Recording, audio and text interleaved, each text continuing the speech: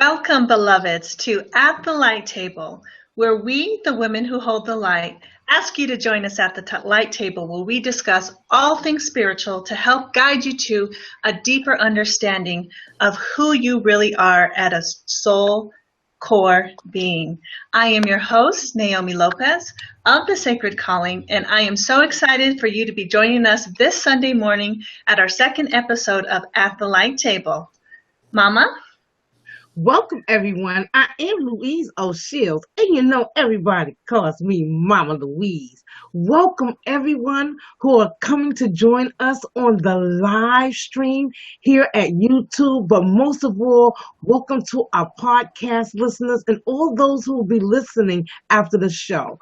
We are so delighted to be here with you as we guide each other collectively towards our magnificent inner light. Misty, how are you this morning, darling?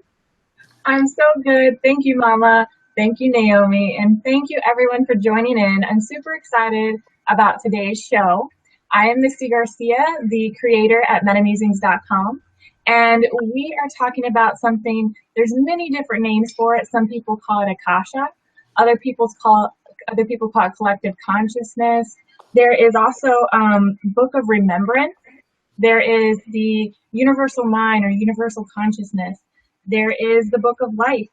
And these are some of the things that are all talking about our connection to all that is, all that was, and all that will be. What do you think about that, Naomi? Well, you know, I'm so excited that today we're going to have a special guest. And first, I want to say to please take note of the disclaimer below in the description on YouTube Live for our show. Thank you. Today we have a special guest. We have Anjali B. Arnold. She is actually a Akashic Records practitioner or an Akashic healer.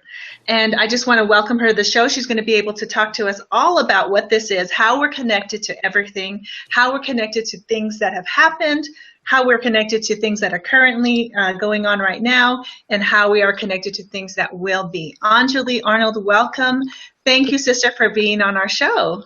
Thank you for having me. It's such an honor to be considered as the first guest for your new show, At the Light Table, which I guess I just don't know what else to say except I'm truly honored that you considered me as worthy to be the first guest.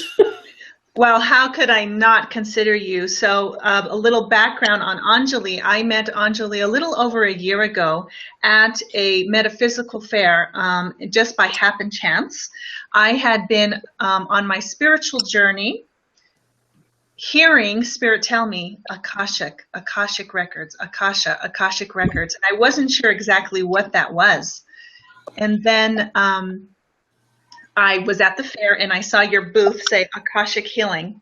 And I said, oh, I need to speak to that woman. So you and I have been friends for a while now. We have done work together as spiritual healers. And so I thought, what a perfect way to have our first guest on the show come in and talk about really, I think, what is the basis for all that is. Is that correct? So let me just go ahead and ask you, Anjali, what is Akasha? And what are the Akashic Records? Okay.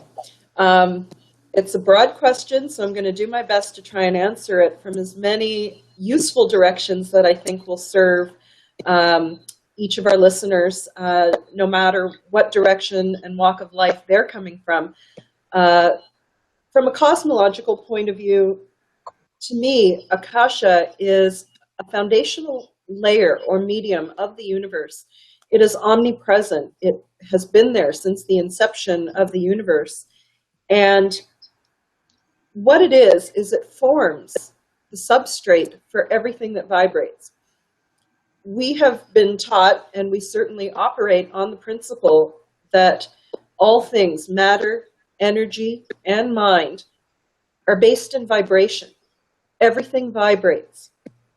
And with that being our universal truth, everything that vibrates needs a medium or a substrate upon which to actually vibrate. Things don't happen in isolation.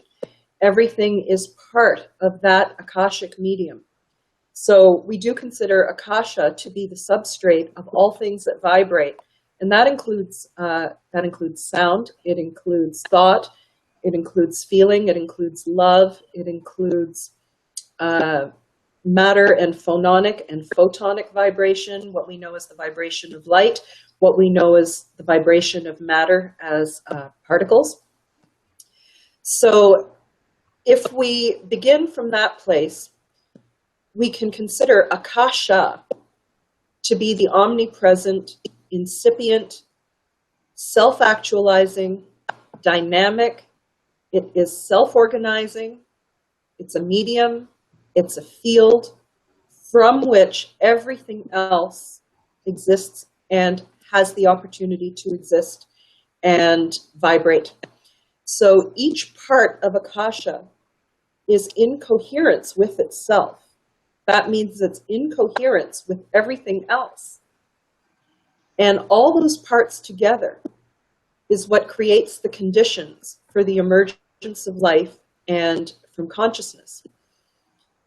From a classical point of view, we have recognized that everything in the universe is comprised of the four main classical elements: earth, fire, water, and air. Akasha is considered to be the fifth element. That's why it is called quintessence, and why my work is considered quintessence. And in being the fifth element, it is truly the primary element, because earth, air, water, and fire are all created because quintessence exists. Quintessence is in each of those four classical elements, but it can't be pinpointed so easily. However, none of those four classical elements in essence of themselves would exist without the quintessence. That's where the description quintessential comes from, when we're describing something that can't be described by anything else other than that which it is uniquely of itself, quintessential. So, Anjali, can I just ask you a quick question? What does the word Akasha mean? Where does it come from? I believe it's a Sanskrit word. Is that correct? It is a Sanskrit term, and it has been adopted globally across the planet by different cultures, by different peoples, by different races, throughout all different points in history, to represent this particular informed medium. The Sanskrit definition of Akasha is ether. It has also been translated as sky or space, but its correct Sanskrit definition is ether. So in essence, it is like when we hear the different realms that there are, it is the etheric realm. It is that place that we cannot define, but it contains everything. I think from a descriptive term, yes, the etheric realm sort of is likened to it, but I think it is still greater than even the etheric realm. It is all. It is omnipresent. I think it is the foundational substratum for which the all or the absolute is present. So how is the all everywhere? Because of Akasha. It's interesting because if you're coming at it from a scientific perspective, so no longer from an ancient language perspective of ether, alchemists referred to it as the ether. But if we come into scientific thought, which brings us a little more up to speed today, the current revolution in scientific thought and the newer scientific research and findings are in support of an Akashic medium, what they are now referring to as an A field, not a magnetic field, not an electric field, not even a psychic field, but what they're referring to as an A field. This is being utilized in the new theories called integral theory. You've probably heard of the grand unification theory that quantum physicists, string theorists, and particle physicists are now recognizing that there is another field that they haven't been able to completely scientifically provide the kind of evidence that they've been searching for.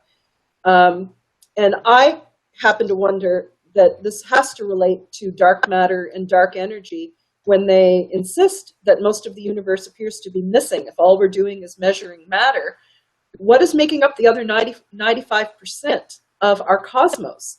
So I can't help but wonder and enjoy being in that state of wonderment as to all concepts of dark energy and dark matter, and where does that fit in?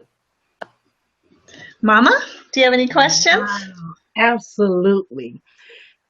This sounds so intriguing to know that we're so connected to the universe at this.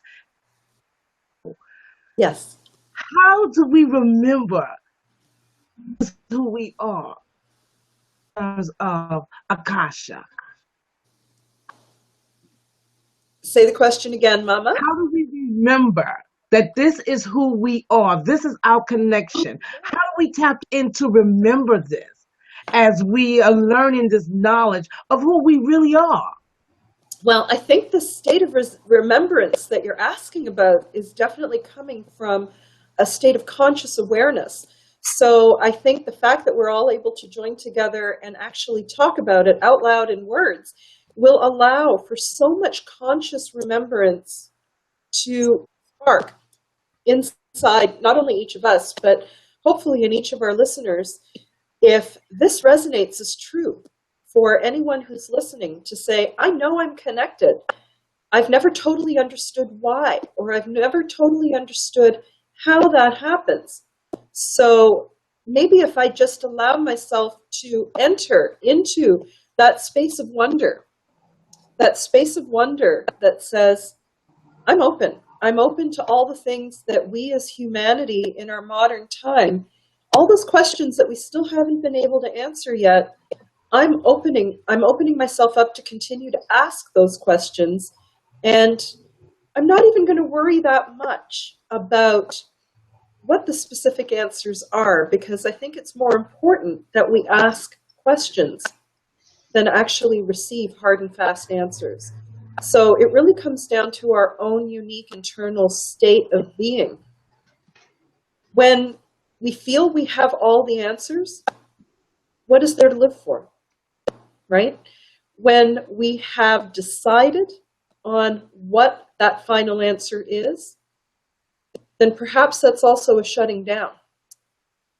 So there's this irony and this paradox that seems to be the foundation for who we are as human beings, that we have been given the capacity to wonder.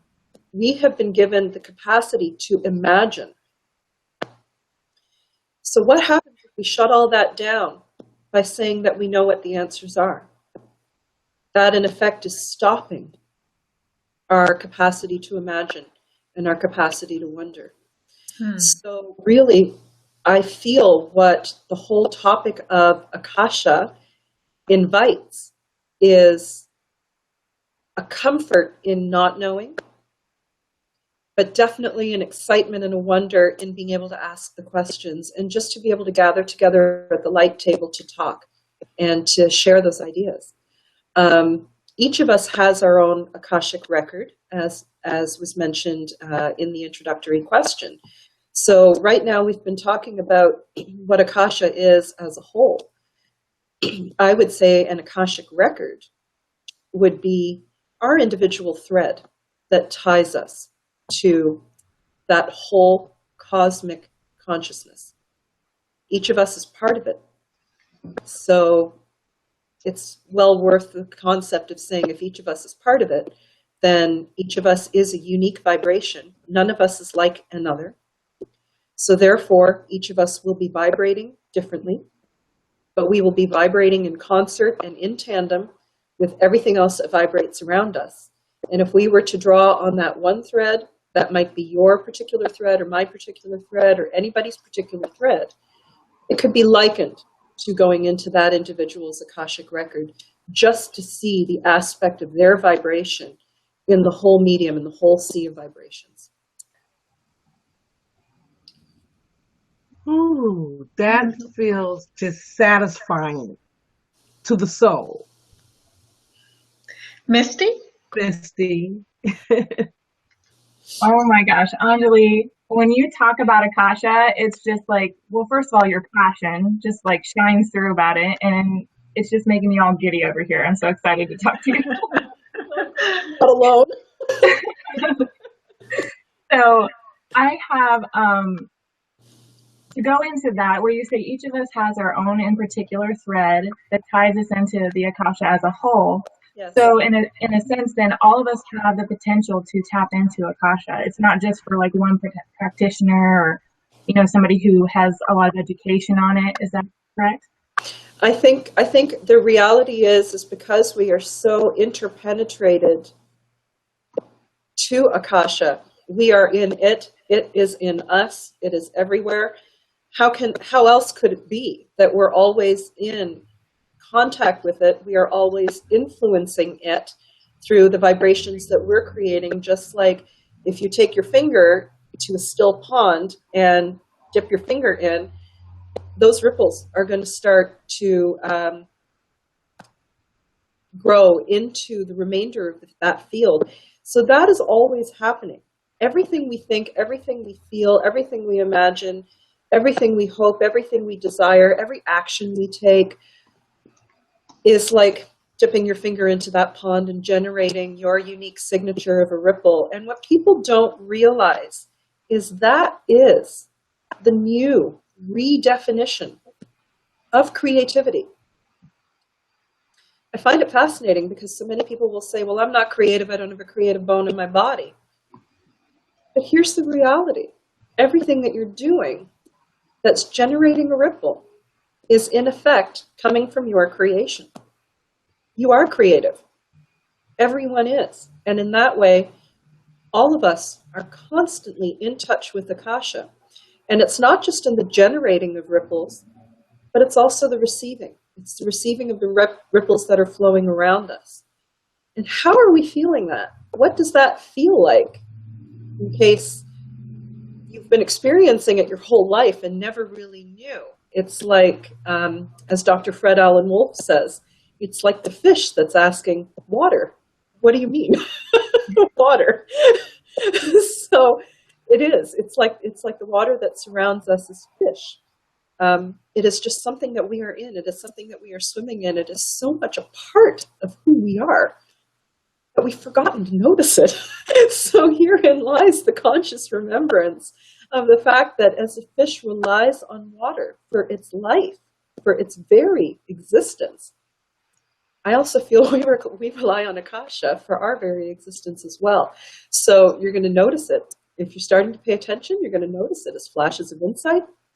You're going to notice it as the feeling of connection between you and the tree that you're meditating upon, between a loved one that may be separated from you by miles of distance and hours of time. I think you're going to be quite fascinated if you allow yourself to open up how much we are truly connected to everything that's going on around us. Even when we talk about karma turning around and coming back and biting us in the butt, those are Akashic vibrations. But where did they come from? They've always been there. They've always been in existence. That medium was always flowing long before we were born. Long before we were born. So Mama, I'm sorry, not Mama, Anjali, yes. Almost the same thing.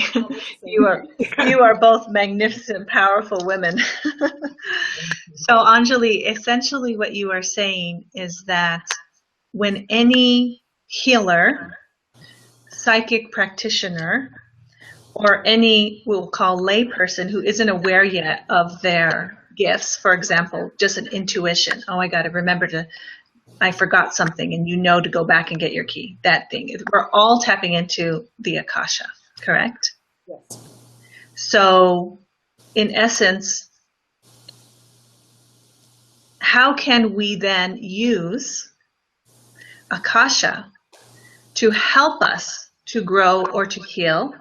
So, for example, we have here in the live YouTube chat, we had a viewer, Reba B83, say that she had an amazing healing, Akashic healing session with you, Anjali, that changed her life.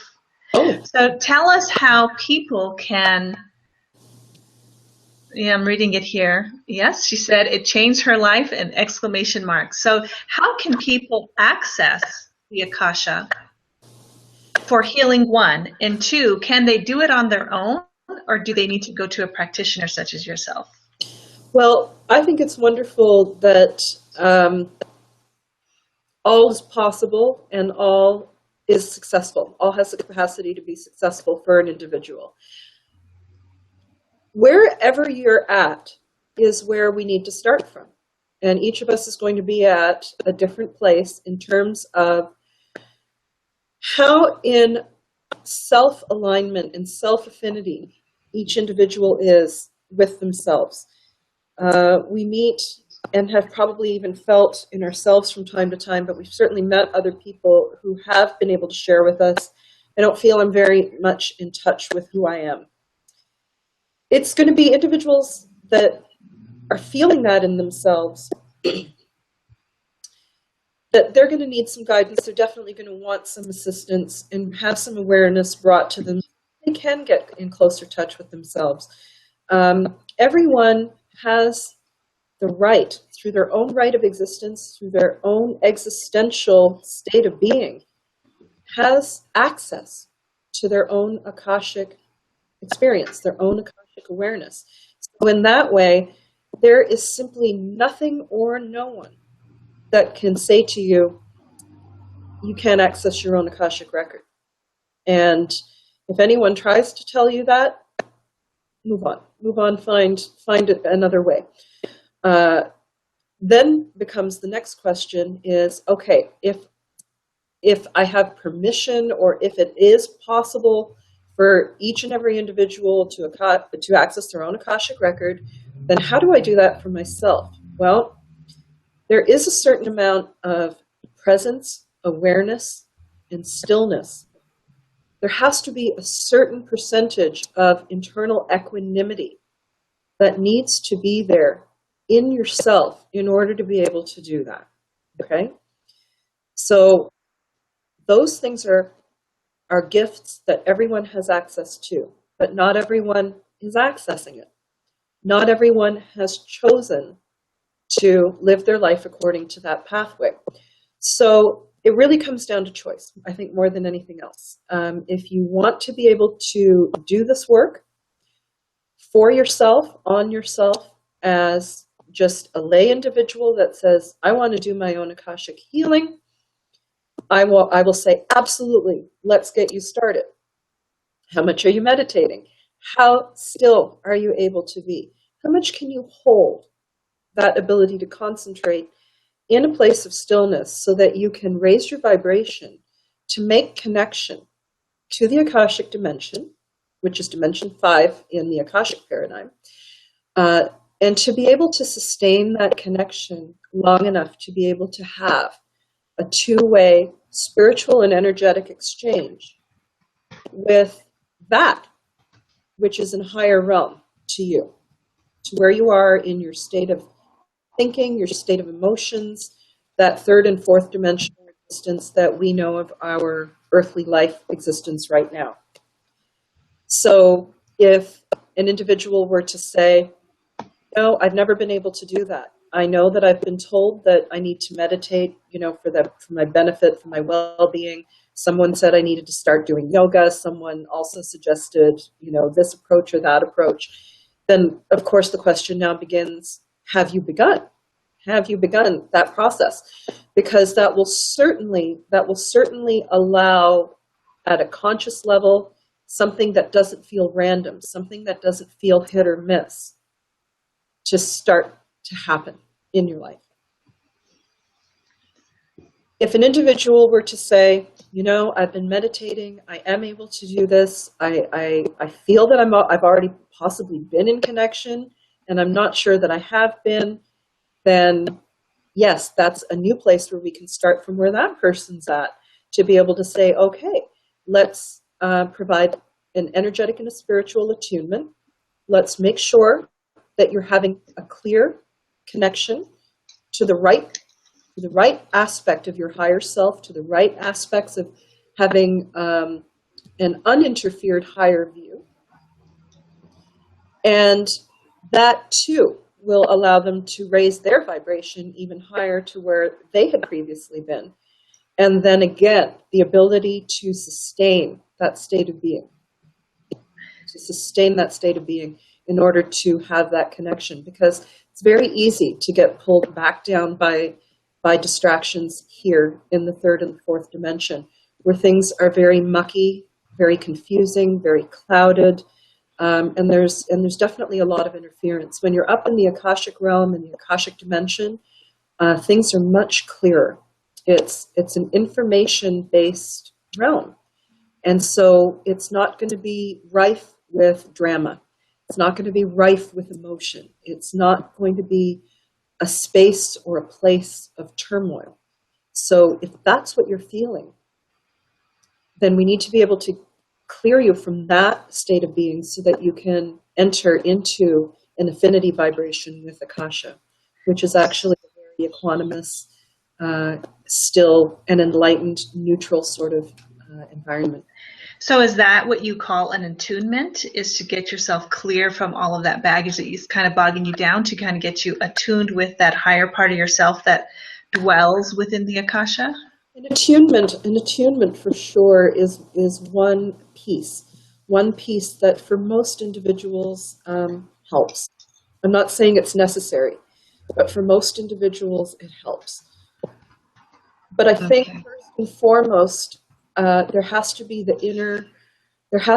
inner wish and the inner feeling to say, I'm willing to change my state of being, the way that I feel in ordinary daily life, to get away from the muck and the dross and the distraction, to raise my vibration so that I can be able to access at a conscious level this Akashic realm. Because I think all of us are accessing our own Akashic record regularly, but Spirit knows when we are in a receptive space, energetically and spiritually. And it could just be 1 second out of several hours in a day that connection is able to be made. So really, it's up to the individual to say, I want this to be a greater part of my life. And what do I need to do? Who do I need to become? How do I need to grow so that this can be more of a regular part of my life? So the question is, how do we tap into our higher view? That word just hard when you just spoke it. Higher view. How do we tap into that so that we can feel this euphoric view? It's a beautiful question. It's a beautiful question because, again, this is something that all of us have this gift. We all have this gift. Whether we choose to utilize this gift and develop this gift is entirely up to us. Our higher view is the view from our higher self. So it's not our cognitive viewpoint. It is not our personality-based opinion. It is not any of those things that we recognize as being part of our earthly existence.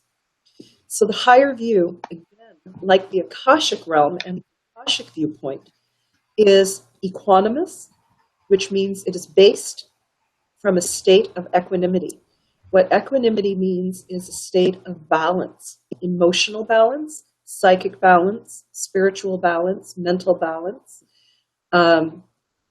where you are not pulled off center. You are not pulled away from your core inner truth that forms the center of your consciousness, the center of your conscious being. So your higher view is unaffected and unafflicted by your life's traumas, by your bad memories, by even your joys and excitements that may pull you off center in your daily life. So it's definitely a viewpoint that spans time, it spans space. So your higher self already has access to that. What we consider is stored in our Akashic record. In our own Akashic record, we have the record or the memory or the imprint or the vibrational access to all that has happened from our unique vibration. Our higher self does have access to that. So if you access your higher self, specifically with the intention that I want to be able to access my Akashic record, then you certainly can have that higher view that transcends time and space as we know it here. So you can access what your soul remembers. You can access what your spiritual consciousness has learned and experienced and has grown from prior to this lifetime, prior to this conscious awareness experience. So a higher view really is a higher view. It's coming from a higher dimension. In terms of who we are as physical beings, that higher view is coming from chakra 9 and chakra 12. Now, you probably haven't heard of chakra 9 and chakra 12. Most people talk about the embodied chakras, the main ones. From the Vedic philosophy, chakras 1 through 7 are rooted and embodied in our physical being. They're actually defined within the space of our physical being. Chakra 7 is the highest one up at our crown, and chakra 1 is the root chakra. Higher to that, outside of our physical encapsulation, we have chakras 8 through 12. So your higher self is able to come into our earthly experience through chakra 9 and chakra 12, which are much higher above our heads. If we were standing vertically, it would be quite high in a cylindrical column of white light. That is our conduit to source and all there is. So what a higher view provides is the wisdom of past experience, the real wisdom of past experience, not fear that says, oh, I went through that once, I'm not going through that again. I'm going to avoid everything that has to do with this because of that bad memory that I have, and fear and avoidance is what's going to cloud my vision. A higher view is very, very different from that. A higher view looks past what we experience as soul's memory that's rooted in fear and self-protection, like the ego, and is able to say wisdom of previous experience of all the things that have worked for your vibrational center of consciousness personally. Plus it has access to Akasha, which is the cosmic consciousness that says, in general, according to universal truth, this is the great way to go. This is rooted in universal truth. We highly recommend this kind of pathway.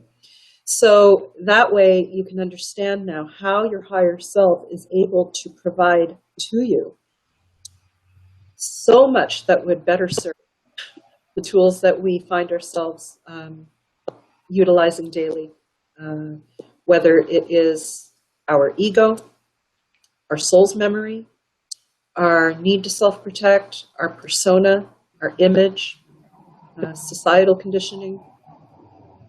Who wouldn't want to have a higher view now instead of everything that we've been relying on here? Because I think almost all of us could pretty much say for their own reasons, I've tried what's going on down here, and it hasn't really worked for me. I've tried. It doesn't seem to be working for me.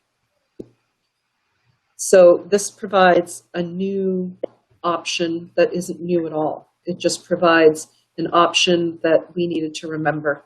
We needed to remember that we have that connection to something greater, to something wiser, to something more interwoven to all that is, that only seems to be interested in everything working out to conspire in our favor. Unlike our ego, which is everything that didn't work, by all means, stay away from it. So it opens up a wider array of choices that we didn't realize that we had. This is beautiful. And we have a question from Golden Sun Wolf in the audience. Tell me how soul contracts and the Akashic align together. Oh, very good question. Well, soul contracts and sacred contracts between our center of consciousness as an individual and another center of consciousness as another individual usually those sacred contracts are made for the purpose of incarnate experience. While we're in spirit form, sacred contracts and soul contracts don't really apply in the same way as they do as when we're down here on Earth. Everything that takes place down here in the third dimension, any karma that's created is created in the third dimension. While we're spirit beings in spirit form, all of the spirit entities that live concomitantly with us in the higher dimensions that are not physically incarnate and taking action in a third dimensional format, it could be said that they're not really engaging in karma, they're not really creating karma. The only time karma is experienced is when we are incarnate in a third dimensional experience, as we are as human beings or animals or plants or any aspect here on Earth, gets to participate in the karma game. So karma is a third dimensional density concept that says for every action there is an effect. For every cause there is an effect. For every action there is an equal and opposite reaction. So it does follow the law of physics as pertains to Newtonian physics here in the third dimension. So what happens is we're looking at causes and effects and interrelationships that have taken place here in the third dimension. This is where sacred contracts and soul contracts arise from. So let's just speak hypothetically and very generally that let's say we have Spirit A and Spirit B that have incarnated previously as Soul A and Soul B, living lives here on Earth. Let's say it was in some previous time frame on some unspecified continent here on Earth. And let's say they engaged in a life relationship and something took place. So let's say that Soul A and Soul B ended up getting married. One ended up murdering the other. Okay. So okay, all these things have happened, right? Everything you can imagine has happened. It's like everything you've ever seen in all movies and all soap operas probably has happened. So let's say now, because of those actions that took place in the third dimension, way back when, way over there, that created karma. That created karma that both Soul A and Soul B are now going to carry with them as a result of actions and choices that they made in the third dimension. So let's say they transcend that particular life, they go back into spirit form, and Spirit A and Spirit B unite and go, hey, how you doing? Wasn't that interesting? Wow. They can't do anything about that karma. They can't do a darn thing about that karma that just had been experienced up there. So even though those spirits are getting along and having the time of their lives and saying, yeah, we fulfilled what we said we would do in that earthly life according to the choices that we made. But, we're not going to know what that karma is until we reincarnate again and carry that karma back into the third dimension, because we need to be back in the third dimension in order to feel it. And the only way that you can balance karma, okay, the only way you can have karmic balance, wherever the problem was created is where the problem has to be solved. So wherever actions took place in the third dimension, different actions are also going to have to take place again in the third dimension at that vibrational frequency. Okay? So it has to match. You have to have that vibrational match in order for the karma to be balanced or cleansed or altered in any way, shape, or form. Now, here's the thing. Does that karma, do those sacred contracts have to happen between Spirit A and Spirit B directly? Well, here's the thing. If Soul A and Soul B reincarnate, and they do have a soul contract that is distinct between those particular souls, then yes, it'll end up being about those two lives crossing paths again, under probably different details, different circumstances, a different period in time, this continent over here now. And it'll be things in vibrational relationship to the karma that had taken place. Even though the details will appear differently, it will make effect for sacred contracts between specified souls. Now, if there isn't a sacred contract or a soul contract between specified souls, but we're looking at the karmic energy that was generated between soul A and soul B that time? We do know, because domestic violence, bad marriages, marriages that have ended in murder, and people trying to hurt each other. This is not just unique to one particular soul experience. There's a whole pool of energy that holds that particular karmic energy. So, independent of specific sacred or soul contracts, you can still have karmic change getting to take place in general, whether you were connected to soul A or soul B personally or not. Does that make sense? Does that make sense? That this is how we are all deeply connected. Just because I didn't know soul A personally, or I didn't know soul B personally, and I wasn't even a part of those lifetimes, through Akasha, through making those vibrations of our choices in daily life, whatever has the same vibrational match and has the capacity to heal vibrations of the effects of domestic trauma, enters that pool of karmic energy and does make a change. Does make a change. Whether or not soul A or soul B as individual people knew about it or not, it does make a difference. That is beautiful. I have one more question from the live viewer. And the question is, what do you do if you're fear? What do you do when you are full of fear and the fear keeps pulling you down? Right. And who can't relate to that? Who can't relate to that? So basically, when that is happening, there's an aspect of our spiritual vibration, an aspect of our soul's experience and memory that recognizes that particular fear vibration, that recognizes that particular specific vibration and has a very strong resonant matching affinity to that particular vibration.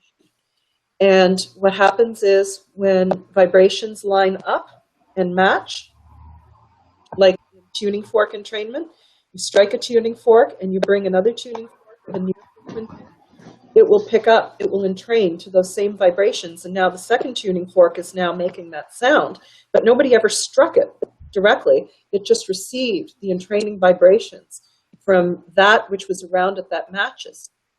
So what the souls are remembering, what our souls are remembering, especially when it comes to these fears, these archetypal fears that all human beings can relate to, that's going into the collective unconscious, where all of those fears are stored. All of those low vibrational energies, yes, they are part of the Akashic, the whole Akashic field. But this is one specific band that we call the collective unconscious, which is the repository of all of our thoughts and emotions that are of low vibration, of fear, of anger, of rejection. It's all of those collective shadow elements. And Carl Jung was the one who brought about the concept of the collective unconscious and how we are archetypal relating beings that tie in through vibrational affinity. Okay, so he was probably one of the first Akashic practitioners, probably without even knowing that the word Akasha easily could be applied to this work. So when fear has got a grip on you, when fear has a grip on you and it is feeling like it's pulling you down and it's pulling you back, it's because an entrainment of vibration of particular facets of your soul recognize those ones, and they say, yeah, I resonate to that. And again, conscious choice is what is the determining factor, to be able to bring it into awareness, to bring it into remembrance, and then to say, I choose no longer to resonate at that vibration. That's where Akashic work comes into play. Akashic healing, as an Akashic practitioner, this is exactly where we are called to do our work. Akashic work allows you the capacity to locate and pinpoint every single vibration that is out of alignment with what your soul has its pathway and potential to be. And from there, once we pinpoint it, we can do the work. We can do the work. And what does the work entail? Healing and clearing. Healing and clearing. So to answer the question more directly, that fear no longer has to have a grip on you. You can actually let go of it. And you're not letting go of it from the thinking mind, because this is really what everyone is trying to do. Everyone is trying to let go of their fears, their bad memories, traumas, all of those egoic protection mechanisms. We're all trying to let go. But we are trying to do it at a thinking level. We believe that we can think our way into a new state of being, into a higher vibration. And here's the bottom line reality. That doesn't work. You cannot think your way.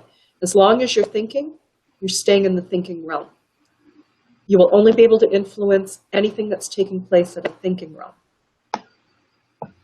But all of that other stuff is still there. The energetic vibrations are still there. Those aren't really in the thought realm. They're in all of these other dimensions. And that's where Akashic practicing really gets to shine as what I consider to be the pinnacle of energetic, spiritual, intuitive, and psychic kind of work. All things that are perceived as non-physical, Akashic work is considered globally the pinnacle of all of this practicing, because it spans all of Akasha. It spans all the dimensions. It's not just physical. It's not just energetic. It's also spiritual. It gets to all of them. It gets to all of them simultaneously. And I think that's the reason why this work is so ridiculously powerful. And yes, we all have access to it because we all are physical, energetic, and spiritual beings holistically. So everyone can benefit. Who is it for? Everybody. What is it for? Anything you can imagine. That's beautiful. That's so beautiful. And I think that when we're talking about vibration, it reminds me, and I think that you'll connect with this a lot because you're very musical. I know that you have a very big musical background. Yes. So the way that I'm viewing this is that the universe that we know in our physical realm right now is just one verse in this magnificent melody, in this magnificent symphony. And entire realms I'm seeing as like, just another verse or another chord. Yes. Okay. And when somebody is in a vibration that doesn't feel so good, Yes. so they need to tune back into the right vibration. We have a word for that. We call it dissonance. Dissonance, of course, is the opposite of resonance. Resonance is when you go to the orchestra and you're sitting there and you're listening to the tuning, and it sounds like a cacophony. It sounds like a big mishmash of all of these sounds. And then at the very end, it all comes into resonance to concert pitch, A440. And so it's that kind of tension release. And that is what it feels like spiritually. If somebody were to ask me we know what physical relaxation is about. We're all, we're working at doing meditation. We're trying to do progressive muscle relaxation. We're going for massages, anything that will allow our bodies to get a sense of what the concept of no tension or relaxation can truly be about. Energetically, you can talk to Reiki practitioners and they know exactly what energetic relaxation feels like. And that's what they try to do, work and to convey with the clients that they're working with. But nobody seems to truly understand what spiritual relaxation is or what that could feel like. Most people don't even understand that they're harboring so much spiritual tension, that their soul is carrying so much burden that's creating all of this spiritual tension, largely due to experiences or the soul also has its own capacity to form opinions. So it too can realize that it may not ever realize that it is suffering from tension and resistance against the natural flow and natural principles. what does spiritual relaxation even feel like? Well, for me, I liken it to that exact moment when the orchestra has finished its tuning and all the instruments have just hit that A440, and it's just like, oh, thank God. Right? And it's, it's a vibrational thing. Akasha is sound. Akasha is vibration. So for me personally, I have a very, very close relationship to Akasha through music and through sound. I am a pianist. I am a vocalist. And for me, don't even get me started. I mean, that's going to have to be a whole another show to talk about the healing of musical vibration, sound vibration, as we know it, listening to sound through our ears, what it feels to be able to tone with your voice and to sing and to release spiritual burden through song and through music. Is just phenomenal. So yeah, a very, very profound spiritual relaxation is going to come from sound, because just as there can be the vibrations of turmoil and all the things that form the collective unconscious in the fourth dimension, I call it spiritual smog. Everything that Carl Jung talks about of those archetypes that reside in the fourth dimension, collective unconsciousness. For me, spiritual relaxation takes place when you rise above. You just rise above that turmoil. And all of it comes into spiritual tune, like that orchestra. And then before you know it, you've just got this fabulous verse. You've got this fabulous verse that is really being sung from a higher view. It really, really is being sung from a higher view. Because like the plane that's taking off and you move through the turbulence of the cloud layer, what happens when you break through on the other side? That's what it feels like. That's beautiful. I don't think that we have any other questions in the chat room, so I'm going to go ahead and give it to you, Naomi. Okay. Anjali, let's kind of simplify a few things for our listeners, both in the live feed and then on the podcast.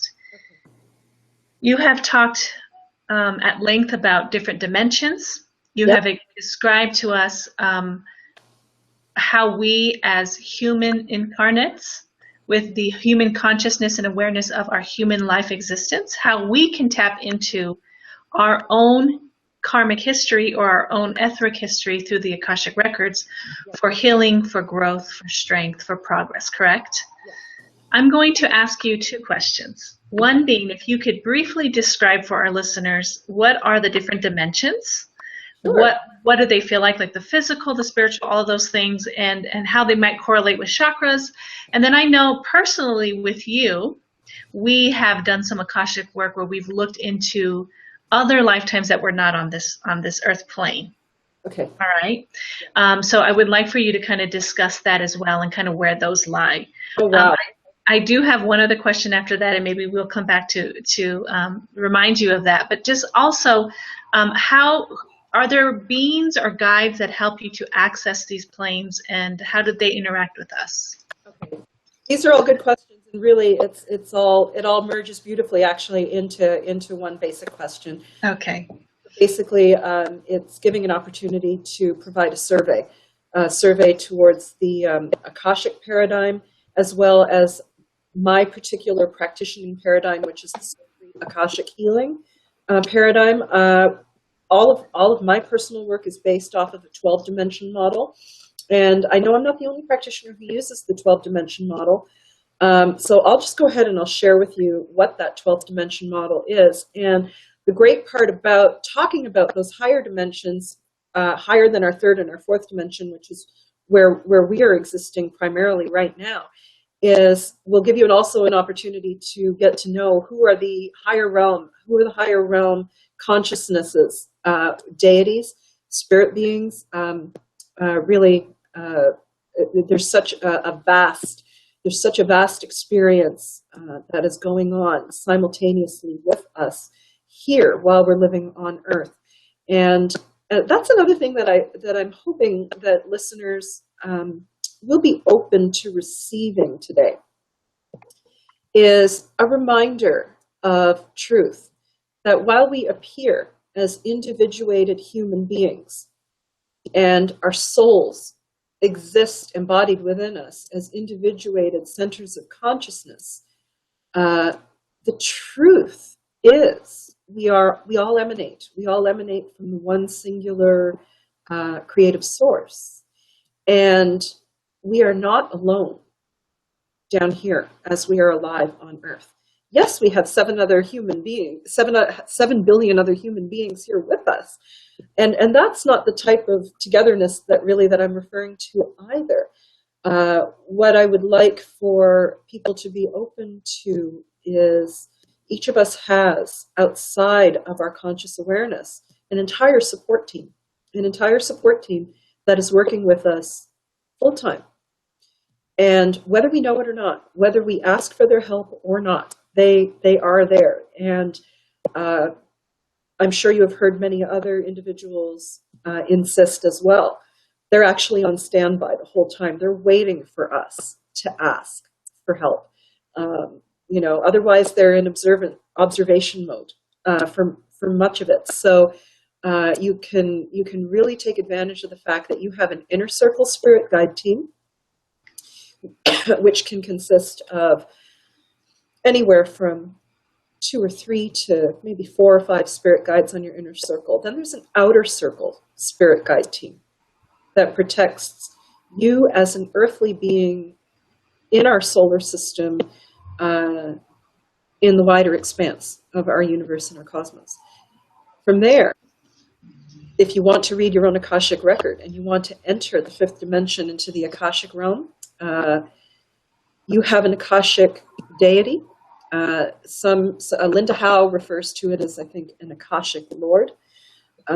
Other individuals and Akashic practitioners have said they're like guides that sort of escort you through your Akashic record or help you in the library or the book of life or the hall of records. So there will be one higher realm individual in the 5th dimension that will see to you and your record and your vibration personally. Then, as we had said, you have your spirit guides. You have your spirit guides that are there for you. We have communication assistants. We have energetic and spiritual healing assistants. We have multi-dimensional communication assistance that is available to us when we ask for it. They're always there. You just have to ask for it. We, of course, know about the Angelic Realm. The Angelic Realm is there, and they are in very, very close proximity and working tie with humanity at all points in time. And again, it comes down to simply requesting and asking. So let's just quickly go through all of the dimensions so that in the 12-dimensional model, and then you'll know where all of these beings are that help me as a practitioner. They help me as a practitioner when I'm working to assist other people. I'm not the one who does the work. They are. Okay, so let's just get familiar with what all's out there. The first 3 dimensions we know here. The first 3 dimensions we're very, very familiar with here on Earth. We live in the 3rd dimension. The 3rd dimension is based on dimension 1, which could be considered point dimension. Dimension 2, which would be allowing lines. So this is a mathematical approach to the first 3 dimensions. So the first one gives you a point, the next one gives you a line and area, the third one gives you 3 dimensions, length, width, and height, or volume. From another aspect, the first dimension is a crystalline dimension, the fundamentals of physics, particle physics. The second dimension could be plants and cells and minerals, getting into that space of being. And then 3rd dimension comes into animals and living matter that embodies a different form of consciousness. So every dimension you start to rise, the consciousness increases accordingly. So 3rd dimension is an earthly, physical, matter, space, volume dimension. Akashic energy is embedded in all of these dimensions. It is the finest substrate of all of the 12 dimensions. In fact, it's there from dimension 1 in 0 point energy all the way to dimension 12, which is source or God or the absolute or the undifferentiated potential. Akashic spaces everywhere. So those are your first three dimensions in terms of structural and basic consciousness awareness. So modern scientists have always been wondering, how can consciousness be present in matter? This paradigm helps to begin to answer those kinds of questions. So yes, crystals have consciousness. Yes, cells have consciousness. Yes, an electron has its own version of consciousness. It just depends on how you, again, choose to define what consciousness truly is. From an Akashic perspective, it's all conscious. Dimension 4, which is also where we spend a great deal of our time, is the dimension of time. And we know that we are living in a time-space continuum that is a harmony of dimension 3 and 4. Also in dimension 4 is the thought spectrum. So all of your thought waves, all of your thought energy is dimension 4. And that hangs around also in a field around you and can be seen by aura readers. Okay? A very good and astute aura reader will actually be able to read your thought emanations in your thought spectrum. Okay? And yes, that transcends time and space. Also, it's the realm of emotion. It is the realm of the astral body. The fourth dimension is the astral realm, as is commonly referred to. It is the realm of ego. So this is really an interesting thing. The collective unconsciousness resides in the fourth dimension. I'm sorry, did you say the collective unconsciousness? Collective unconsciousness. That's interesting. Okay. That smog belt. Mm. Smog belt of all of the lower vibration archetypes that Carl Jung brought to our awareness. That is all dimension 4 stuff. I also feel, and I also believe that ghostly phenomena, what people refer to as ghostly phenomena, is lower vibrational fourth dimension. Concepts of what people are experiencing as hell, which is not the same hell as heaven or hell, but just that, personal feeling of hell, very much resides in the fourth dimension. It's lower vibration. It's definitely part of that collective unconscious piece. Then once you break through the clouds on your airplane ascent up through the turbulence, then you clear that turbulence, and now you're into the fifth dimension, which is the Akashic Realm, which is the realm of information. And when I say the Akashic Realm, I'm not talking about all of Akasha, because all of Akasha is everywhere. It's in all of the dimensions. When I use Akashic at the fifth dimensional level, we're talking about information. We're talking about the capacity and the ability to tap into those threads, to universal threads of consciousness, as well as individualized and individuated threads of consciousness. So that would be the realm of equanimity. That would be the realm of superconsciousness, what we call the superconscious mind. It will be the realm of where knowing all of it is capable. So you hear about yogic practitioners entering a place of unity and awareness of all things.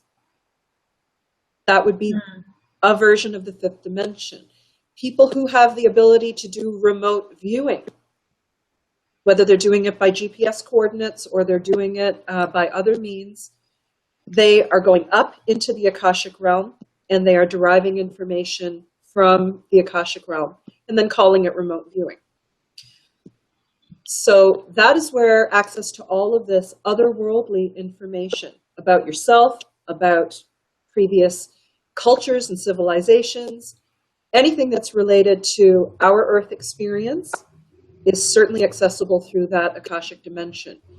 For otherworldly beings, you can also access informational resource, but again, a different vibration is required. A specific approach needs to be taken. So yes, it's possible.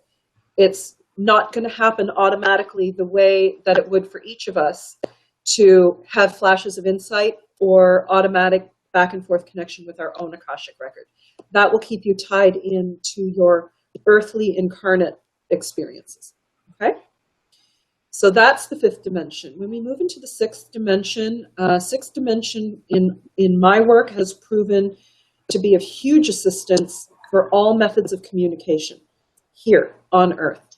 So if I need to have any shared communication from myself here on Earth to any other dimension, I need the sixth dimension, and I need whoever is there that assists me in the way that they do. The sixth dimension is the most helpful for those who want to do automatic writing, for those who wish to do channeling in any format, whether it's spoken channeling or a written channeling. That's where the sixth dimension really, really comes in. It is the basis. It's like the portal or the doorway for communication that leaves the third and the fourth dimension. Okay, so communication beyond dimensions 3 and 4. And that could possibly even include going to dimensions 1 and 2. Then dimension 7 has shown itself to me to be a portal dimension between incarnate life and spirit form. We don't spend time in the seventh dimension. There's nothing to really access in the seventh dimension unless a baby is being born or you're doing hospice work to help someone cross over. Mm-hmm. So generally speaking, dimension 7 hardly ever shows itself through because it's for the exact purposes of actual times of transition into incarnation or out of incarnation. But dimension 8 is sort of the biggie. Dimension 8 is sort of the biggie. That's where energetic healing takes place, where petitions for spiritual healing takes place. I find as an Akashic practitioner, the dimensions that I work with the most, knowing that it's all coming through dimension 6 because of the communication, is probably dimension 8 and the Angelic Realm. In dimension 8 are a bunch of fabulous, fabulous beings. I seem to have my own team, so I work with the same collective or the same portion of a collective that assists with multidimensional communication. So if they need to get communication from someone else that isn't incarnate here on Earth, I need them for that. They also are responsible for providing extra dimensional communication. So in one example, I needed dimension 8 desperately when one of my clients, who was already in a coma, she was in the process of transitioning out from cancer. She was dying of cancer. She had already slipped into a coma and she was no longer able to verbally communicate. Her eyes were not open. There was no way to, at this level, have communication with her. And there was no way to know if anything that was said to her was being received, through her auditory system. And Dimension 8 stepped in and said, let us assist. She had let me know through Akasha that she still had something that she wanted to discuss with her sister-in-law. And her sister-in-law was not near me. She was not in the hospital room. She was not even, present in that vicinity. She was off, I think, somewhere in the state of Illinois. And so Dimension 8 assisted in bridging communication between patient in the bed and her sister-in-law, who was in, I guess it was Illinois, and Akashic work was being done. My pendulum was swinging. I was present and aware that something was taking place, and all I was feeling inside was what felt like girls giggling. And it was really, really a joyful experience, whatever communication was taking place. And when that communication was done, the pendulum slowed down and it ceased to swing. And at that point, I just asked directly to these eighth dimension entities, can you let me know, was that successful? Did they achieve what they needed to achieve? Yes, it was great. It was wonderful to be able to facilitate this sort of thing. And so then that's how that little piece of work was able to be done. And what was really interesting was later that day, even though she had the patient had been in a coma, she had awakened for a very, very brief period of time. And when her eyes opened and she saw, her loved ones in the hospital room with her, the first thing she asked them was, where's my sister-in-law? And they said, sister-in-law? They said, she had to go back home. She's not even here. And she goes, no, she was here. I was just talking to her. I wanted to talk to her a little more. And they said, we didn't know where that came from. But she awoke out of a coma to ask, where's my sister-in-law? Because I was just talking to her. Anjali, if I can interrupt here, I love how you're explaining literally on which realms this work is being done at, because the same exact type of experience happened to me.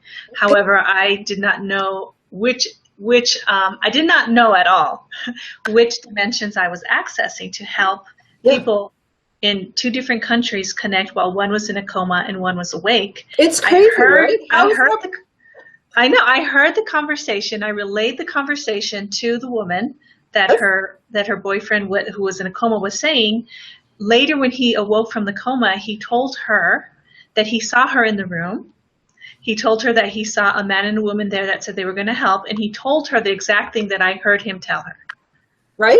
So it's just beautiful to see. And for our listeners out there to understand that this is an experience that all of us we have access to, correct? And we might not know that we are tapping into the Akasha at different dimensions, but through talking with you, a practitioner who understands these realms and what's going on, it's just beautiful to get that confirmation that it's all going on at the same time when we're open and willing. It is so amazing. Of course, there's more that we're going to want to talk about. It's just so excited when we get stuck in one dimension, but let's keep going. Now that we know what 8th dimension is all about, I can tell when I'm doing Akashic work and the 8th dimension has stepped in and they're doing energetic healing on my client while I'm sitting there, I can tell because they let me know. So 8th dimension for me is just, God bless them all. I can't do anything that I do without them. And, far be it for me to say I was the one who did it. Heck, no. They're the ones who are thankfully being able to do everything. But what they need me for, the only thing they need me for is to ask from here in the 3rd dimension to say, karma needs to be balanced. And I am petitioning for this to happen from the 3rd dimension, because we did talk about the only place that the changes can happen is from down here. So that kind of power that we have as human beings being incarnate in the 3rd dimension, we actually have more power than we realize. When we think, oh, it's the spiritual realm who has all the power. Well, partly true, but they can't do this work unless we exert our power here to say, this is the work that needs to be done, because it has to be petitioned from the 3rd dimension. If that's the kind of work you want to do, it's got to be petitioned from here. So Free will and choice, and then take action on that choice. So Dimension 9. Dimension 9 is where what Linda Howe, in her Akashic research work, she's the one who wrote the book, How to Read the Akashic Records. She also has written the book, Healing Through the Akashic Records, and she now has a 3rd book out as well, which I am very excited to read. Linda Howe's work specializes in each of us as just who we are. Start where you're at. Her books are a great go-to. Her books are a fabulous go-to in getting started with interacting on a personal level with Akasha in your own Akashic record. So Linda Howe, Howe. Okay. What she refers to as the realm of masters, teachers, guides, and helpers in the higher dimensions seems to me, through my model, to come through Dimension 9. Also in Dimension 9, and the multiform deities that we know through the Egyptian pantheon, through the Greek pantheon, and to a certain degree from the Hindu pantheon. These are considered, according to our understanding as humanity, they are beings who have incarnated on Earth and lived as their avatars on Earth. So when you look at the Egyptian pantheon and you're talking about Isis and Osiris and Bastet and Ma'at, those were all actual incarnate beings according to Egyptian spirituality that actually lived here on Earth, and they ascended, right? They And ascended. what dimension is this, Anjali? Now we're on to dimension 9. 9, okay. So they have all of those masters, teachers, guides, and helpers because they have lived as earthly beings. They have that experience. They have that awareness. They have that knowing of what it means to be in a duality mindset and to live in a karmic dimension. They know what that's about. Okay? And even as spirit form in dimension 9, they have access to that. They still have access to what their karmic considerations were. They have access to all of the archetypal understanding that comes as a result of living the archetype. Where did these archetypes come from? They came from these classical deity pantheon individuals. Each of those deities is a living archetype. They're not incarnate right now on planet Earth. Or maybe they are. I don't know. Maybe they are.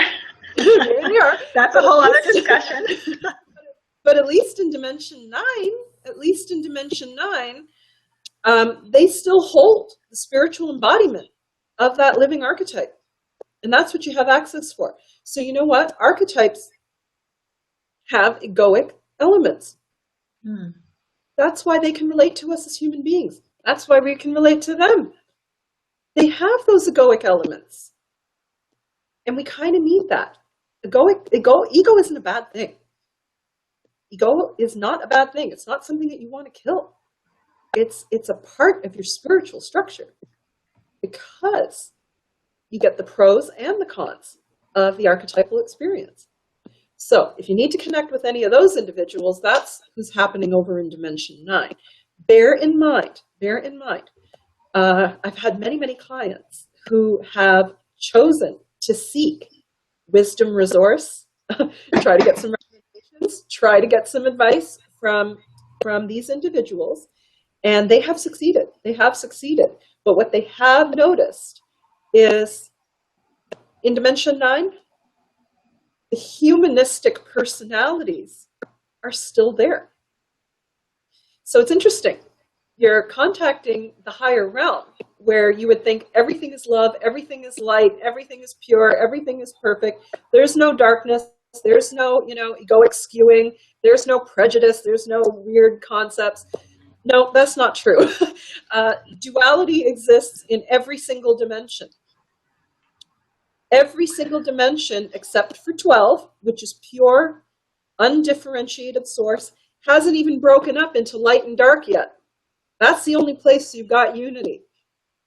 From dimension 11 all the way down, no, you've got both. You've got both. So dimension 4 has a light realm. It also has a dark realm. Akashic Realm also has a light realm and a dark realm. Dimension 6, you can have communication assistance that is of the light realm or of the dark realm. So again, it's up to you. You need to choose.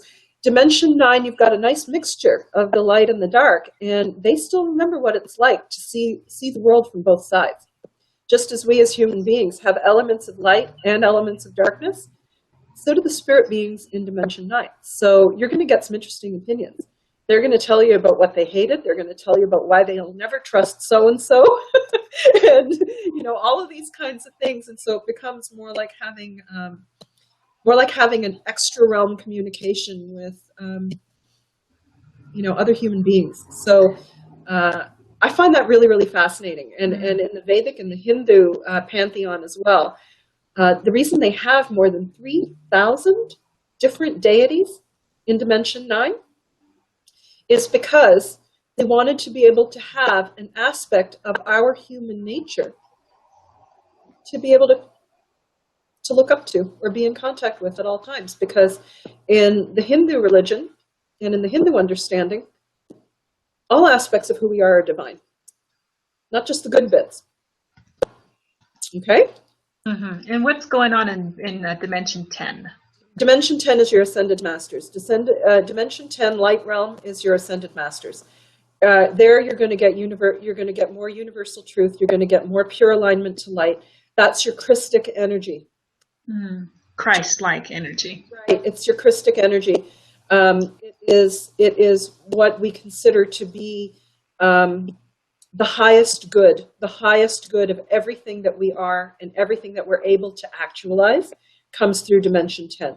So Dimension 10 doesn't have all of those other pantheonic deities. It doesn't have, not every master, teacher, guide, and helper is going to be in Dimension 10. So it's more like the elite. It's more like the elite club. So if you're looking at light realm only, which is what we do in this work, and I think how we are all gathered here together, it's pretty safe to say, we're only looking at the light realm aspects because that's who we have chosen our alignment to. When we're looking at the light realm in the 10th dimension, that's where you've got Christ, that's where you've got the Magdalene, that's where you've got St. Francis of Assisi, that's where you've got, probably now Mother Teresa. It's probably where you've got all of the ones that we refer to. So in your oracle decks, all the ones that are considered the Ascended Masters in your oracle decks, safe to say, we'll go with that because I have not received any other information other than how we've been operating here on Earth as to who Ascended Masters are in Dimension 10. So safe to say you can call it your Christic energy, and those who have ascended, they have really ascended, because now you're not looking at an ego. You're not looking at that kind of ego. You're not looking at that element of human nature. You're only looking at the highest elements of our nature as they can be embodied. Okay? Okay. As they could be embodied. The next dimension up, which is the last one of any form of differentiation from unity and source, dimension 11, that's your angelic realm. And like all the other realms, there's the light realm and there's the dark realm. I only associate to the light realm. And that's where our archangels are. It's where the different orders of angels, the virtues, the dominions, the powers, it's where our guardian angels hail from. It's where our supervisory angels are. So that is the angelic realm. It is the densest, most populous of individuated spiritual form.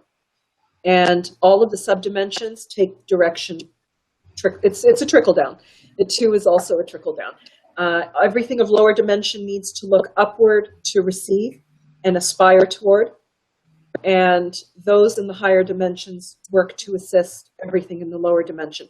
So that gives you an idea of what we are trying to aspire to and what we are trying to emulate as well here on Earth. I have a very juicy question for you, Anjali. Oh, and I hopefully have a very juicy answer. We'll do our best to see what we can come up with here.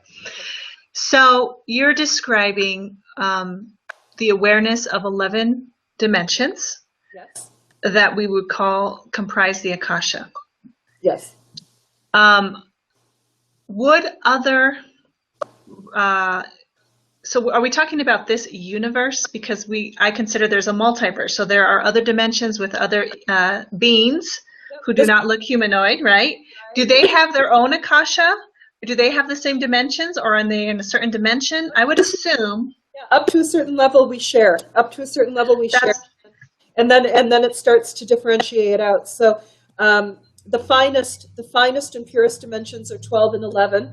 There's no density. There's no density there. As you start to drop down, the densities increase to the point where by the time you get to the 3rd, 2nd, and 1st dimension, you're into Akashic essence or mind essence, consciousness essence, thickening and densifying into energy, then further thickening and densifying into matter. Does that make sense? So you are speaking directly about actual physical density. Yeah, actual physical density. Okay, got it. And yes, there's branches, there's variations. If you look at the Hubble photographs, if you look at modern cosmological studies, I think they call it the W map. They're trying to actually map the filaments and the tendrils of our local universe, and they're noticing it's spread out in filaments, connected filaments with what looks to be like pockets, dark pockets that could be the dark matter and the dark energy, but where all of the matter and energy streams seem to be located as the densified, visible and measurable part of what we're calling 5% of our universe, shows up as filaments that are spread out. So you've got clusters, and then you've got these filaments that kind of spread. Do they actually join? It's really, really hard to tell. But all I can tell you is it bears a striking resemblance to the neural structure of our brain. Mm-hmm. You've got your axons, which are those filaments, and you've got the dendrites, which are the parts of the neurons that spread out, and then you've got the neural cells, which are these dense regions that are brightly lit. And again, for me, it's just, bring on the wonder. Just bring it on. So you are speaking in scientific terms, so I just want the listeners to get a background of your educational background so they know kind of what your viewpoint is. And I say that specifically also to mention that when you and I talked about accessing Akasha and our realization of Akasha, when I first realized that I was accessing information, what I would later identify as being given access to a temple of Akasha, yes. We talked about how each one of us is going to have a realization of tapping into that info based on our own personal experience and understanding of our backgrounds, correct? So speak a little bit about your background. Okay, so my background is in, I am an educator by profession. I think I've always been an educator from the moment I was born. And my field of studies surrounded physics, mathematics, and engineering. So I'm very much in the hard sciences. There is no better example of an individual who follows who follows the scientific method, even in Akashic work. So basically, you have a hypothesis, you have a theory, you want to try to test it out. You are definitely looking for evidence basis in your work. So I went ahead, and up until about the age of 21 or 22, all of my studies were firmly rooted in hard science, experimentation, journal writing, paper writing, working, doing theses and helping in larger experiments. So that was a very, very exciting time in my life. And having studied physics allowed me to become an expert on sound. So not just in material science and ceramics and superconductivity and all of those cool things that you hear about. I got to play with all of those toys. That was a lot of fun, but it also allowed me to become a physicist specialist on sound. And because I'm also a musical artist, I have been classically trained in piano. I've been playing the piano since I was about 2 or 3. I was able to merge the scientific understanding of sound with the artistic creation of sound and my own enjoyment of the experience of sound. So from there, I did elective studies in neuroscience and cognitive neuroscience and behavioral neuroscience. Where I was going with that was, again, being the kind of person who I am, knowing that I had this Akashic ability, this Akashic awareness, since also I was young, even though I didn't know what the words were for these things. I felt very, very drawn to understanding consciousness and understanding how you can know the unknowable, because ever since I was a child, I seemed to have this knowledge of things I had no business knowing about. And it kind of freaked me out. It freaked people out, and it drove my teachers nuts. And so it just felt to me like these were just all of those ties were starting to kind of break together. And I thought, okay, well, neuroscience is a really, really good way to go about it. And so then when I realized that Akasha is vibration, and now it's about tapping into vibrations. Well, what is music? It's exactly the same thing, isn't it? Music is vibration. It's the creation of vibration, and it's the tapping into vibration. Okay, well, if Akashic healing is possible, then so must music healing. So must sound healing. Sound has, if vibration is the cause of the problem, vibration is also going to be the solution. So it is your solution to karmic balance. It's your solution to healing. So I developed and I created my own auditory sound therapy called Neuro Sound, which is a neuroscience-based sound healing that works in tandem with Akashic healing. So yes, you're getting to have the experience and the benefit of spiritual work that pinpoints exactly what has been out of alignment, what vibrations are flowing and muddying your mix, right? So in terms of audio engineering, you want to be able to create a good mix when you do engineering recording for music. And I also do that. And so clarity of sound means clarity of vibration. Clarity of vibration means clarity of healing. So if you know exactly what vibration needs to be healed, then you know exactly how you can heal it. That is very powerful, Anjali, that you were inspired and created that. Yeah, so this was where I was led. So I find it really fascinating that, here I was, an engineer and a physicist, and now I have written novels, I produce music, I perform in a band, I'm doing all of this life enhancement work and helping people with their life relationships and to help them know themselves better and all of this kind of stuff. But I really think that the physics was just really, I think that was the first cognitive draw that pulled me into something that was cosmological. I don't know what else to call it, but it was I think my first walk on the path for all things cosmological, and I had no idea. No, right. My life was going to go in this direction. I just had no clue. What a surprise! Wow. Right. Well, you heard and you followed your calling, and we are blessed to have you here on the show. Anjali, we could talk for hours and hours, but we do have some emails. We had some listeners email in some questions for you. So, Misty, could you please share with us what those questions are, and hopefully you'll be able to answer those questions, okay? Okay.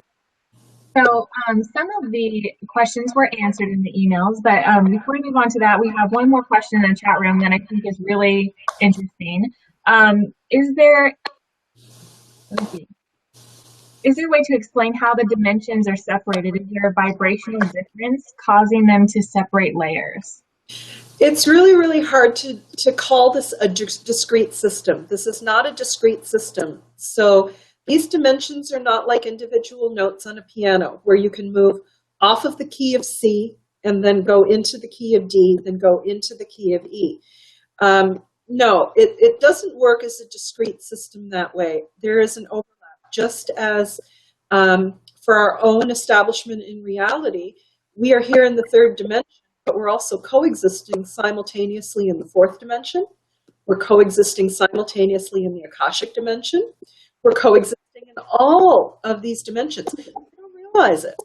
You're actually in existence in no less than 10 dimensions. No less than 10 dimensions. And can I take a little pencil and draw a line to say, okay, here's the 10th dimension part of who you are? It all blends. It's all a beautiful, beautiful blend.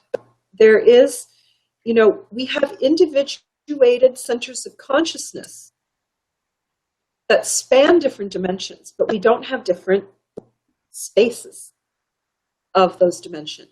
So the best way that I'm going to maybe suggest this to you that I know of is if you're listening to music and you've taken the grill off of your speaker and now you're looking at your big speaker cone, right? If I were to give you one single sine wave at, say, 200 hertz and give you that one sound and say that 200 hertz is you, it's not going to work like that. The speaker cone can create a 200 hertz frequency signal and you'll hear it. But what if I told you your whole song verse was this huge symphony? There's this huge symphony that's going all the way from this particular hertz to that particular hertz, and it spans the whole spectrum. And let's say I played you the entire symphony of who you were, and you listened to it, and you said, oh my God, wait, I think I heard a triangle. Ding, ding, ding. Okay. So that is how you span all of those dimensions. We don't see all of those dimensions with our eyes. But do you know what? We feel those dimensions with our energetic system, with our chakra system. Our spirit being experiences those things. Much beyond what is broadcast through that speaker cone that plays all of those different frequencies of who you are. But you've got your own signature. You're not a single frequency. You're not a single frequency. You're a specific orchestra with a particular sound. And her orchestra is going to sound different. And my orchestra is going to sound different. That's beautiful. Thank you for that. That was a beautiful analogy. So a couple of the emails that came in, I know you had mentioned for books, Linda Howell, but they were asking for any good books about Akasha and Akashic Records. Is there any other? Oh my heavens, there are so many. And again, let me allow you to choose which books are going to speak best to you personally.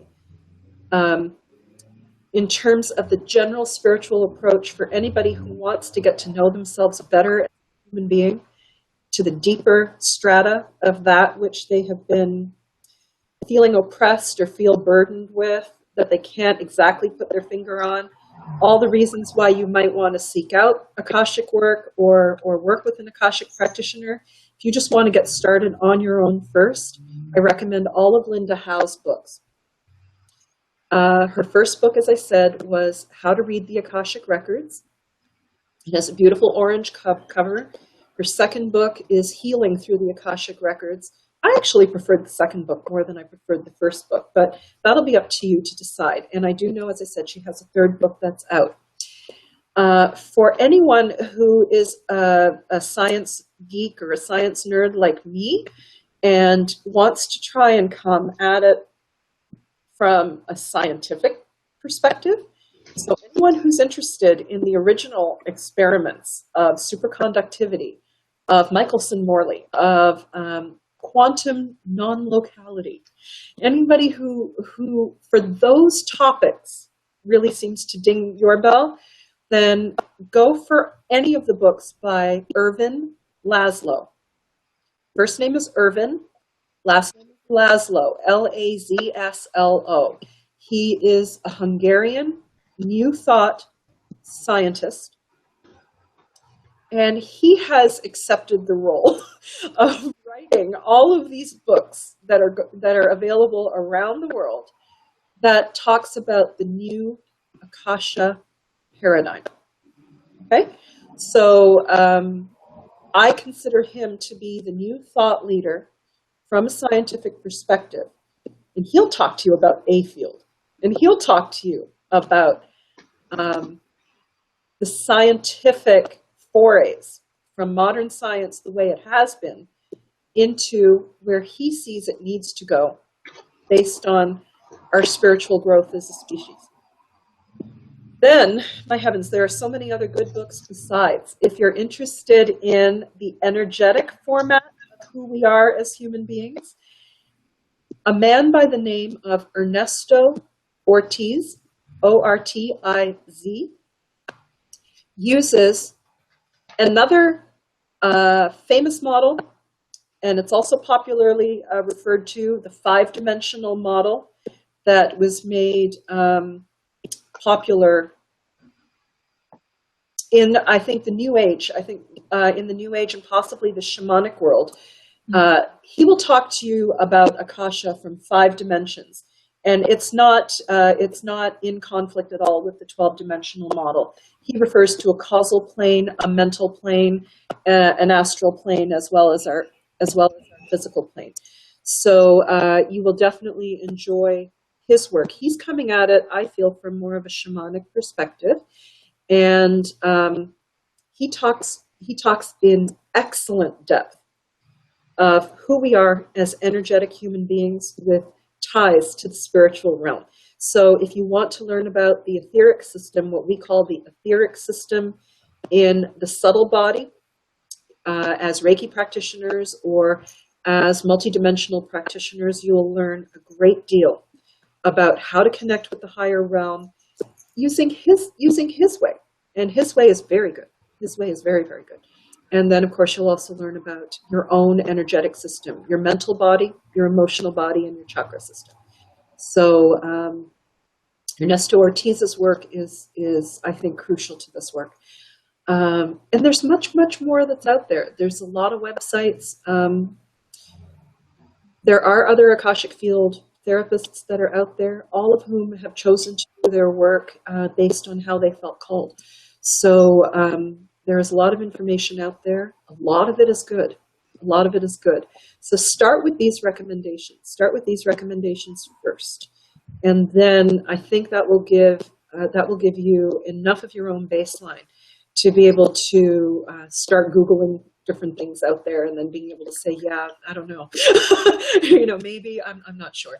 So, but the point is, it's really about getting to know who you are yourself. So anything that provides assistance to helping you delve deeper to whatever scares you about yourself, there's nothing to be scared of. But all of this work, I think, will help you do that, because there's no point in trying to figure out what else is out there if you haven't delved within to find out what's in there.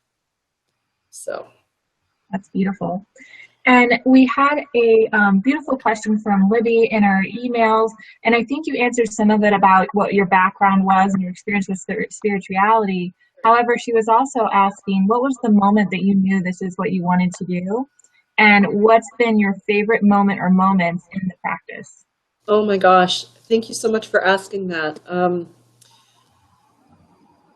I was always attracted to this kind of stuff as a child, but as all of us who have been through, this experience of knowing the unknowable and having people look at you like you've got three heads and, you're the weirdest one in the room, you decide that, okay, I think I'm going to set this aside. I concentrated on studies. I did, my music work. I did what I had to do. I tried to appear as normal as everybody else until I felt I was dying inside.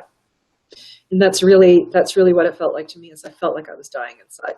And yet people were still coming to me saying, you know things, help me with this, because I can't make head or tail of what's going on. And you come up with all this weirdness and it just kind of makes sense. And like, what gives?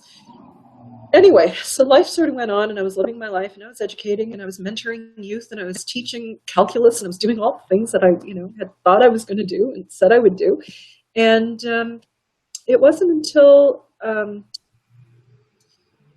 formally, I guess I would have to say formally, that I became an Akashic practitioner, and I literally came out of the closet. I came out of the psychic closet, was after I had been diagnosed with tumors.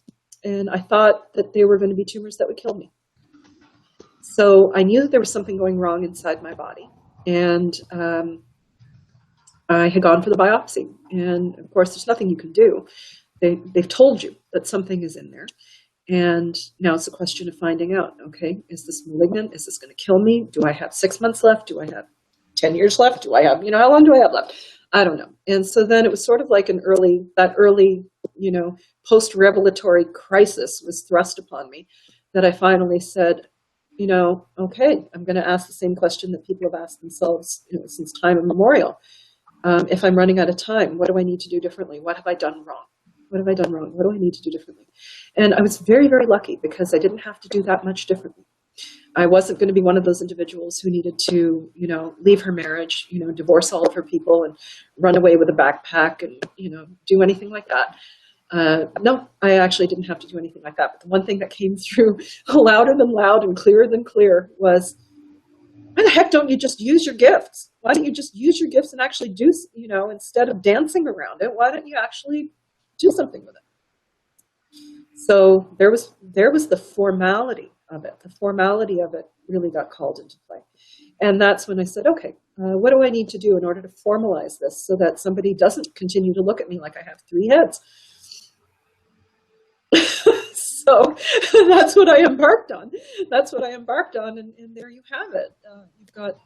You've got decades of experience. You've got years of research. You've got mounds of files, client files that have been quietly kept and stored and carefully reviewed. And you've got a body of work. You've got a body of work that is just building. I thought my body of work was going to be art. I thought my body of work was going to be music.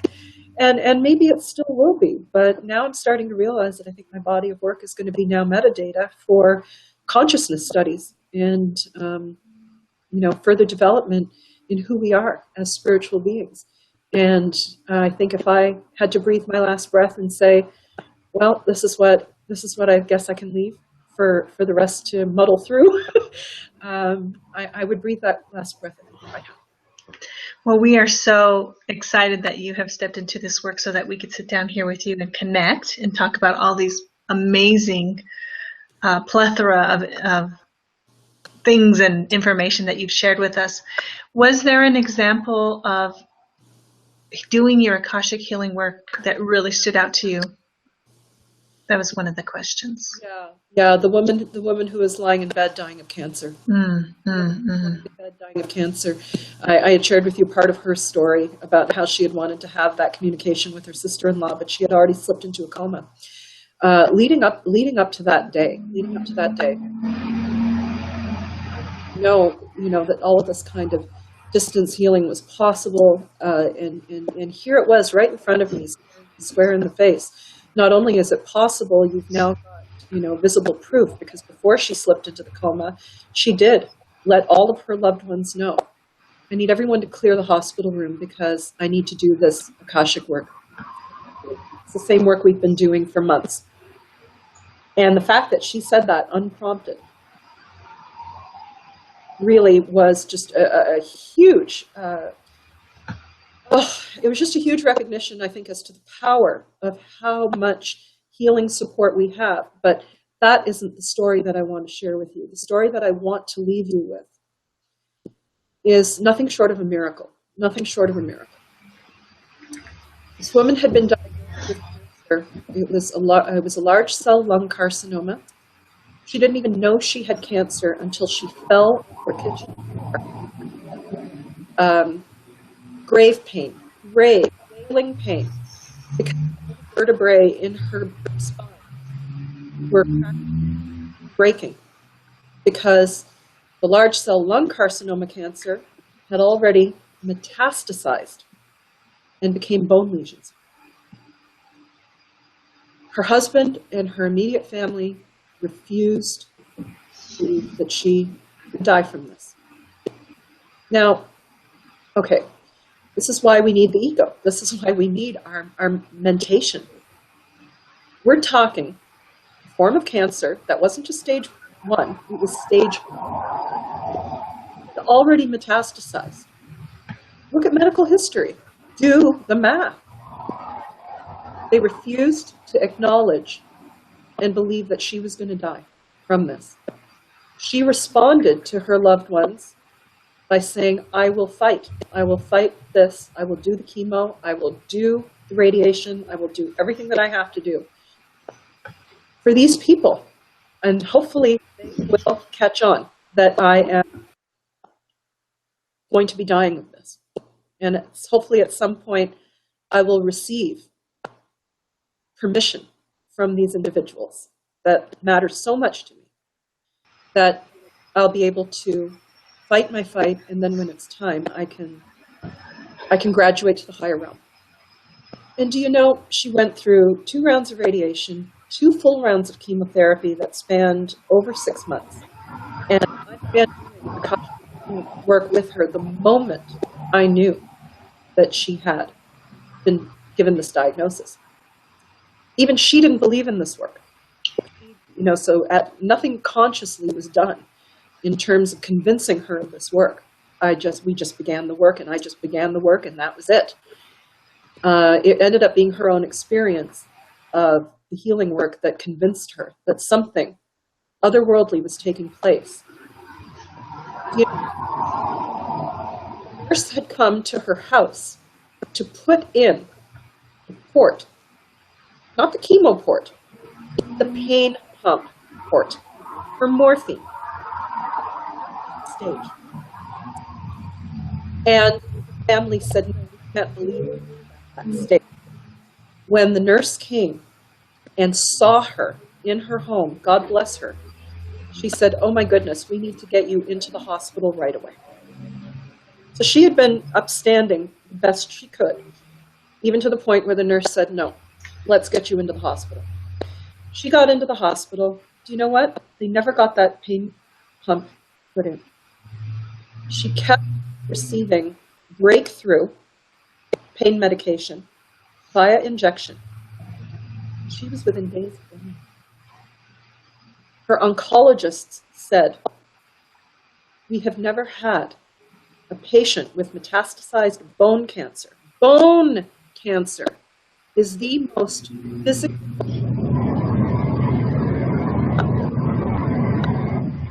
Her oncologists were left stymied as to how she had made it this far without being on morphine. And do you know what? He didn't say anything. He didn't say anything. They looked at me and they said, how is this possible? And I said, there's something spiritual at work here. And I knew that because of the Akashic work. We were able to do spiritual work to that degree that she gave her loved ones as much time as she physically could. Unfortunately, they arrived at that reality that they were going to lose her. But she also didn't find herself in a position now, because she was slipping into a coma, to be able to say, oh, by the way, I need morphine. Oh, by the way, can I have that? Can I have that pain pump now? We did it spiritually. She didn't have the anxiety, she didn't have the fear, she didn't have that level of pain that she said, you know what, I'll be okay. I'll manage with the breakthrough injection. Wow. That was her miracle. Wow. Thank you, Anjali, for sharing that powerful experience with us. Of course, we want to let people know how they can get in touch with you. You have a modality of services that you can do to help people transcend into a bigger and better part of their being, correct? So please let us know, do you have a website that they can go to? Yes.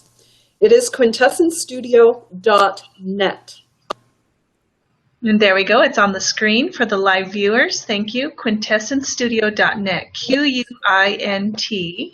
QUINTESSENCE studio.net for those listening on podcasts. Okay. And as you can see from scrolling down on the page, you'll notice that there is an image of At the Light Table featuring this live event. So you can go ahead and click on that. And that will put you in contact with me directly.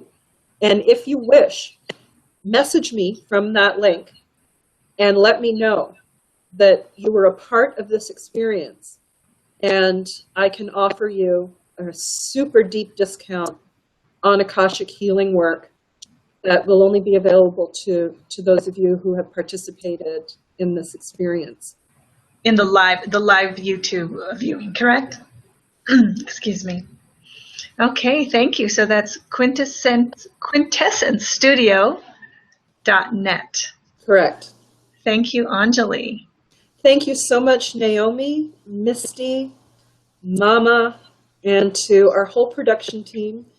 I have never been this honored. I have never felt this honored to be able to talk about something that I have felt needed to be talked about. So lovingly and so openly and with such joy and excitement. I'm ready to burst out into tears. It's just, thank you so much. Well, we love and honor you so much, sister. It is our honor to have you to sit with us at the light table. We hope that everybody that was listening really was touched by what you had to share, that their eyes were open, that their heart was open, that their mind wants to ponder more. What is this Akasha? and how am I connected, and how can I become a better version of myself? So thank you for joining us. Please stick around, Anjali, because now we are at the segment of our show where we talk about the light drops in the bucket. Light drops in the bucket. So Misty, could you please share with us about that social media experience that we've encouraged our viewers to take part in? Yes. So we had, including ourselves, we have 5 little light drops in the bucket, and we're going to continue to fill this up until it reaches to the very top. But each show, we're going to pick a winner for the entries that you put into the hashtag light drops in the bucket. Okay. And to look that up, you can go on our Instagram and you can search hashtag light drops in the bucket, and you'll see the pictures of the entries. And it's basically doing acts of kindness, things to spread love and, that ripple effect that you talk about in the pond. Each little act of kindness that we do just spreads out amongst everyone. So that's what we're trying to do. And for this particular light drops in the bucket, we have the beautiful dream wheel from Alyssa at ReikiWomb.com. And I have it right here, actually, in my hands. Oh, Isn't that beautiful? It is big. wow. So grateful to have Alyssa donate that to us, and you can find her work at ReikiWomb.com. She has amazing dream wheels. They're very powerful and made with love, so much love. So our winner for this week, or this month actually, is Odd Poet Girl on Instagram. So yay, we're so excited. Yay, Odd Poet Girl won. Misty, can you share with us what it was that she did? Yes, so she posted on Instagram a picture of some notes that she wrote of just like really uplifting phrases, and she was running errands, so she just posted them on different people's doors and windows or wherever it was she went. And yeah, and she just took a picture of the 3 notes that she took out that day and posted on Instagram. So that's all you have to do. Yes, so congratulations, Odd Poet Girl. Thank you so much for partaking in our experience there. Some of the other things that we did is, Missy, you did something similar, correct? That you went ahead and did positive notes at work in the break room? I did. I posted, I made little safety pins that actually represent, when people wear them, it's supposed to represent you are safe with me, no matter what your religion, your race, your color, your sex, any of those things. It just kind of shows a support to everyone, and it's like a little representation. And then at work, I did kind of what Odd Poet Girl did. It got inspiration from her, and I posted some notes on the bathroom mirrors at my work and left a little notepad for others to do the same. Beautiful. So on Poet Girl, I see that you are with us live on the YouTube chat. So please email us at thelighttable@gmail.com so that we can contact you for mailing instructions, so we can mail that gift to you. Okay, so once again, On Poet Girl won the Dream Web from Alyssa Campo of Reiki Womb, and we can go ahead and show her website here. If any of you are interested in getting your own dream wheel, also known as dream catchers, you can reach her at ReikiWomb.com. That's ReikiWomb. And then if you click there, she also has an Etsy site where you can purchase her dream webs. So there you go. So thank you very much, Miss Alyssa and Reiki Womb, for donating this gift for us so that we can encourage others to be the light in the world and to contribute to being the light drops in the bucket. The more that we fill in this bucket, we make a change in this world. So we want to encourage you all to visit our social media sites, our Facebook page and our Instagram page, where you can also upload a picture or a comment or a video of you doing something to be a difference in this world. It could be anything little to anything grand. Go ahead and enter with the hashtag Light Drops in a Bucket to be entered into next month's drawing. Okay? All right, Mama, do you have any final words to say? Well, sugars, we are honored to the live viewers and the podcast listeners, we just want you to know how much we cherish your very being. We feel that you are just such a majesty. And our guest today has come to invite you back to your majesty of who you really are. So we are so honored that you've graced us with your presence. Please listen to the podcast or whatever app that you're listening from and infuse yourself with the power of this love that we're sending out to you from the light table. What do you feel, Misty? I think that this was such an amazing, informational, and beautiful episode. Thank you so much for joining us, Anjali. It has been a true honor, and I feel so blessed to be here with the ladies and you and the production team as well. And remember, everyone watching and listening, to always stay curious. Always fill your light with love, sugars. And remember to always be the you that only you can be, because you are one of a kind and we need your light to shine. We love you, beloveds, and we will see you next time. Bye-bye.